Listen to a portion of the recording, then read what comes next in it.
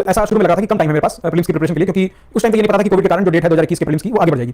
तो मैंने अपने जो भी लिमिटेड रिसोर्सेस थे, जो स्टैंडर्ड बुक्स बताई थी सारे अपने टॉपर्स ने, उन सबको हैंडल करते हुए और प्रयास किया कि जितने ज्यादा हो सके उस साल की मॉक्स लगाए जाए और साथ में अपने कोर्स को भी पूरा किया जाए। तो मैंने उस साल तो बहुत मॉक्स लगाए थे, आई थिंक 35-40 मॉक्स लगाए थे मैंने, इंक्लूडिंग कुछ प्रोमिनेंट कोचिंग के जैसे विजन और 2-3 और अलग कोचिंग के भी मैंने एक दो पेपर्स लगाए थे बस एक डाइवर्सिटी रखने के लिए, और फिर मैं जाकर अपने प्रीलिम्स बैठ गया था।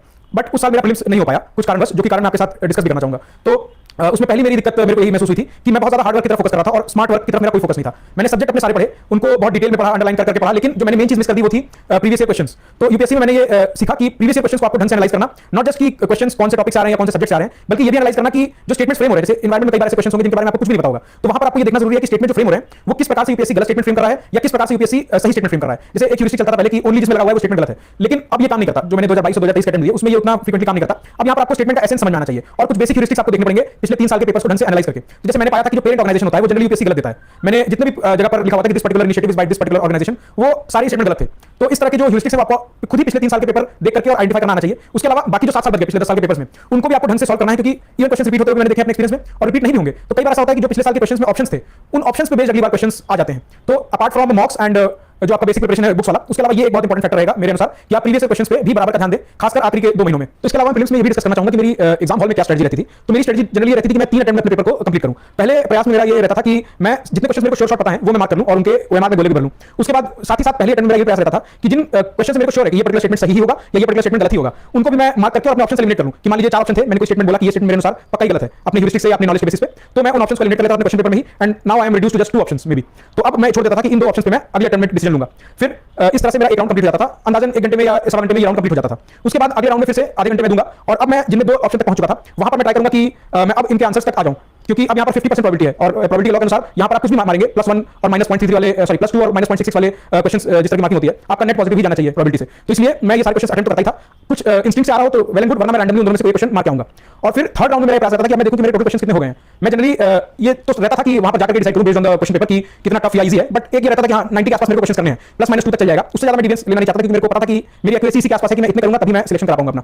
तो थर्ड राउंड में मेरा प्रयास रहेगा कि अब मैं देखूं मेरे कितने क्वेश्चन हो चुके हैं और बाकी जो मेरा डिफरेंस बच रहा है वो मैं पूरा करूं, ताकि मैं अपने उस रेंज में पहुंच जाऊं जहां पर मैं कंफर्टेबल फील करूंगा इस प्रीलिम्स में।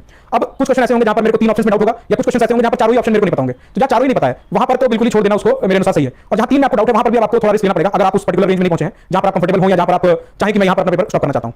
तो फिर मैं उन 3 ऑप्शंस में से कुछ इंस्टिंक्ट से या फिर कुछ ह्यूरिस्टिक से या फिर रैंडम तुक्के से मैं ट्राई करूंगा कि इन क्वेश्चंस को मैं अटेम्प्ट कर लूं, ताकि मैं उस रेंज में पहुंच जाऊं जहां पर मेरा सेफ जोन है। इसमें मैं ये भी आप लोग को ऐड करना चाहूंगा कि मेरे को जब पहले अटेम्प्ट मैंने खासकर 2023 का पेपर जो कि हाईली अनप्रेडिक्टेबल टाइप का पेपर था, जिसमें जब मैं पहले राउंड में अटेम्प्ट कर रहा था 30 क्वेश्चन में मैंने कह सकता कि मेरे को श्योर पता था कि मेरे सही होंगे। फिर लेकिन ये जरूर फायदा हुआ था अपने नॉलेज और ह्यूरिस्टिक्स के बेसिस पे, खासकर जो मैंने आपको बताया था कि इस तरह से ऑब्जर्व करना है, स्टेटमेंट कैसे फ्रेम करना है यूपीएससी, उनके बेसिस पे ये जरूर हो गया था कि हां एटलीस्ट 7 क्वेश्चन टाइप मेरे हो गए थे, 60 के 70 टाइप, जिनमें मैं श्योर था कि हां इन दोनों ऑप्शंस में से ही आंसर होना चाहिए। तो वो एक मेरे पास एडेड एडवांटेज आ गया था फर्स्ट राउंड खत्म होते होते कि मेरे को शॉर्ट वाले तो बहुत कम पता थे, लेकिन आंसर इन दोनों में से कुछ होना चाहिए, इस लेवल तक मैं काफी क्लोज आ गया था एटलीस्ट 60-70 क्वेश्चंस में।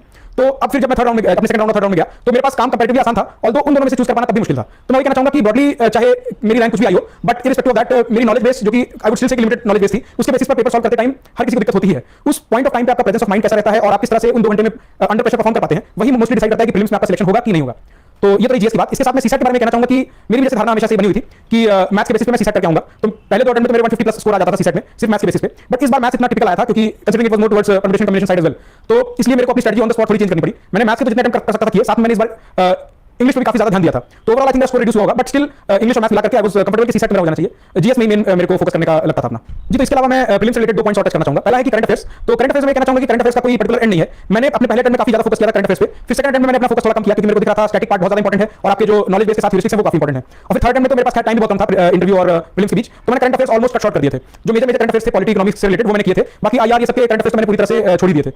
तो इसलिए बताता हूं कि स्टैटिक का फोकस बहुत ज्यादा है, एटलीस्ट 70-80% फोकस स्टैटिक सिलेबस होना चाहिए और बाकी 20-30% में आपको करंट अफेयर्स फोकस करना चाहिए प्रीलिम्स के लिए। मेंस के लिए हम अलग से बात करेंगे। और दूसरा चीज मैं टच करना चाहूंगा टेस्ट सीरीज और इन चीजों के बारे में, प्रैक्टिस के बारे में बेसिकली। तो मेरा ये मानना था कि टेस्ट सीरीज में जो भी आपका स्कोर आ रहा हो वो इतना इंपॉर्टेंट नहीं होता है, क्योंकि जो ह्यूरिस्टिक्स या जो मैंने आपको बताया था कि ऑब्जर्वेशन बेस्ड जो एलिमिनेशन करते हैं स्टेटमेंट्स का, वो आपका टेस्ट सीरीज में काम नहीं करता। तो इसलिए उसके जो स्कोर्स हैं वो कंप्लीटली इनवैलिड है मेरे परसेप्शन में। वो आपके सिर्फ प्रैक्टिस के लिए है कि आप टाइम अपना मैनेज कर पाएं और ऑन द स्पॉट 2 घंटे के अंदर आप सही तरीके से सोच पाएं, 100 क्वेश्चन अटेम्प्ट कर पाएं। उसके लिए मैं ज्यादा फोकस करता था टेस्ट सीरीज में। और टेस्ट सीरीज में मेरा फोकस विद अटेम्प्ट्स डिक्रीज होता गया, like from 35-40 papers down to 20 papers. और इस बार तो मैंने शायद 3 या 4 प्रैक्टिस किए थे मॉक्स। बट हाँ एक चीज मेरी थी कि मैं वो एनवायरमेंट सिमुलेट करने के लिए मैं अभ्यास जरूर देता था, विजन का एक अभ्यास होता है, वो मैं जरूर देता था 2022 और 2023 वाले अटेम्प्ट्स में। 21 में मेरे को याद नहीं आ रहा कि मैंने दिया था कि नहीं।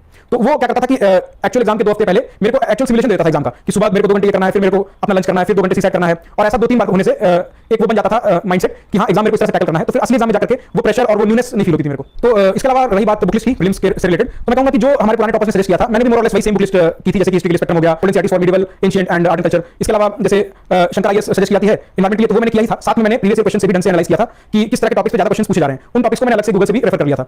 इसके अलावा जैसे पॉलिटिकल लक्ष्मीकांत सबको रेफर करते हैं, तो वो मैंने भी किया था। उसके अलावा मैंने बेयर एक्ट पे बहुत फोकस किया था, क्योंकि अब जो देखा जा रहा है कि जो एक्जैक्ट वर्ड्स हैं या उन वर्ड्स की जो डेफिनेशंस हैं वो काफी इंपॉर्टेंट हो जा रही है कॉन्स्टिट्यूशन से रिलेटेड। तो मैंने बेयर एक्ट रेफर किया था, और जो इंपॉर्टेंट कीवर्ड्स हैं जैसे लिबर्टी, इक्वालिटी, फ्रेटर्निटी, उनसे थोड़े थोड़े मैंने गूगल करके भी आर्टिकल्स पढ़ लिए थे।